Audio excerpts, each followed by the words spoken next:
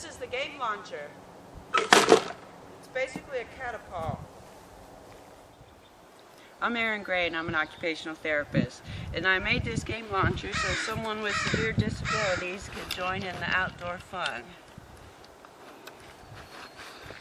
Because it only takes 5 pounds of force to launch the game launcher. And very little coordination is required. You can launch a ball high enough to play catch.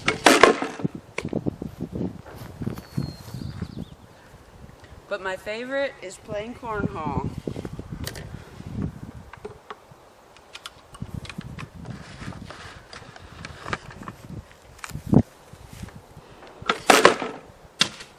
It's surprisingly accurate.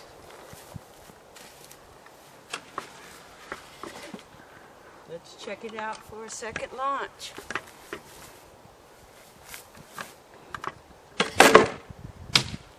It's about as accurate as your average player. You can pull the string with any moving body part.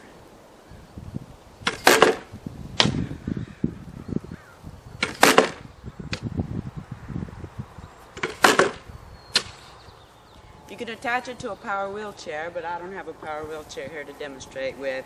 You can put this onto a part that is not a moving part, not the footrest. It's something that can take 5 pounds of force, like the chair hardware.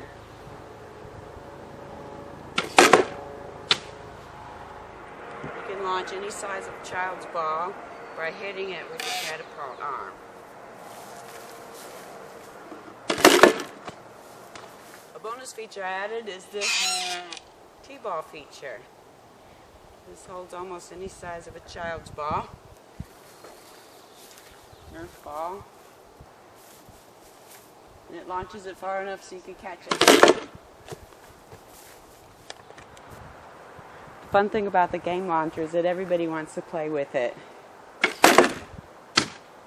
Whee!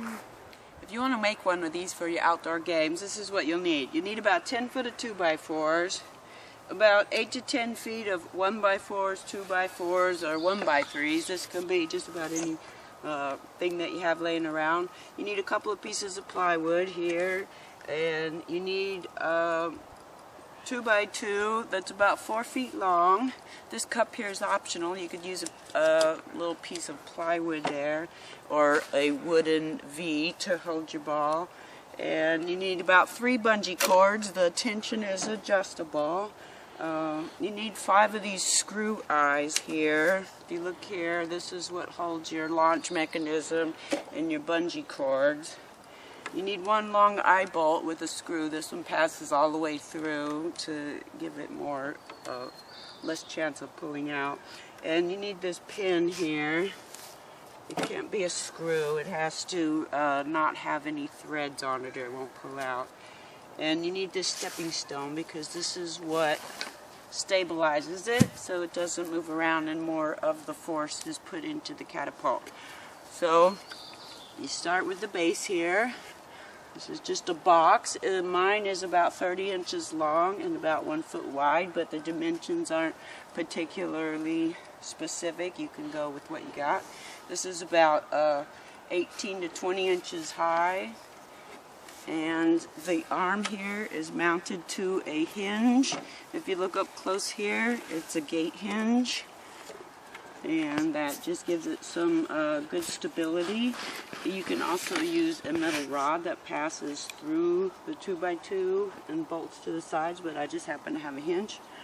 The plywood is for your stability, to increase the stability of your base and hold your block into place. The block bounces quite a bit. I just put a few scraps here to hold the block in. And this is just an extra added safety feature. It helps keep your launch arm guided right into the screws, because if you don't have the pin in there, you get off to one side, then the pin won't go through. So that's just help guide it into place. And that's the game launcher. If